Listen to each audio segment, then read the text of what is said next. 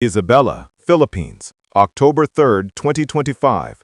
Typhoon Paolo slammed into the Cagayan Valley region on Friday, unleashing fierce winds and heavy rains that toppled trees and signages, triggered widespread power outages, and left a trail of destruction after making landfall in Dinapigue, Isabela. Across major roads in Isabela and Cagayan, fallen jamelina trees and damaged signs blocked traffic, while thousands of sacks of palay and corn drying on roadsides were soaked by the downpour, compounding the hardships of already struggling farmers. In Outages town, around 500 families were preemptively evacuated to higher ground due to swelling rivers, with a similar number of families relocated in northern Cagayan. As Paolo battered the region, brownouts were reported in parts of Isabela and Ifugao after the Santiago-Alicia transmission line tripped at 10:26 a.m., disrupting supply from Isabela Electric Cooperative 1 and the Ifugao Electric Cooperative, according to the National Grid Corporation of the Philippines, NGCP. Line patrols are ongoing, though NGCP did not indicate when power would be restored and appealed for public patience. The Disaster Risk Reduction and Management Council, DRRMC, raised an orange rainfall alert over Isabela, Quirino, Aurora, and Nueva Vizcaya as Paolo continued to dump torrential rains across northern Luzon. Paolo intensified from a severe tropical storm into a typhoon at 8 a.m. Friday before making landfall an hour later. By 10 a.m., it was in the vicinity of San Guillermo, Isabela, moving west-northwest at 25 kilometers per hour, with maximum sustained winds of 130 kilometers per hour and gusts reaching 215 kilometers per hour.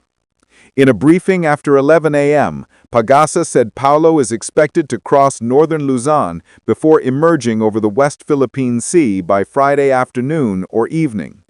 Paolo may slightly weaken as it traverses northern Luzon's rugged terrain, although maintaining typhoon strength remains possible. Re-intensification is likely once the system exits over open waters. With Paolo's upgrade to typhoon status, signal number 4 was raised in several areas of Aurora and northern Luzon. PAGASA warned of heavy to torrential rainfall in Aurora, Quirino, Nueva Vizcaya, Isabela, Mountain Province, Ifugao, and Benguet throughout Friday. Moving west-northwest at 30 kilometers per hour, Paolo is expected to exit the Philippine Area of Responsibility, PAR, by Saturday morning. Severe flooding has already been reported. In Lemeri, Batangas, vehicles were seen struggling through raging waters along Diversion Road, while in Mariveles, Batan, chest-deep floods submerged Barangay Ipag by noon, with children and elderly residents needing rescue. PAGASA also warned of strong winds capable of toppling electric posts, uprooting trees, and causing severe damage to homes and infrastructure. Interior Secretary Johnvic Remula said local government units have been mobilized. All OCD offices, governors, and mayors have been alerted.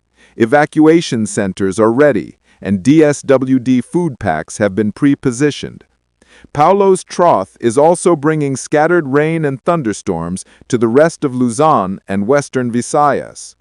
Authorities cautioned that life-threatening storm surges reaching 1 to 3 meters could hit coastal areas of Ilocos Norte, Ilocos Sur, La Union, Pangasinan, Zambales, Cagayan, Isabela, and Quezon within 24 hours, urging residents to remain vigilant. INL Virtual News.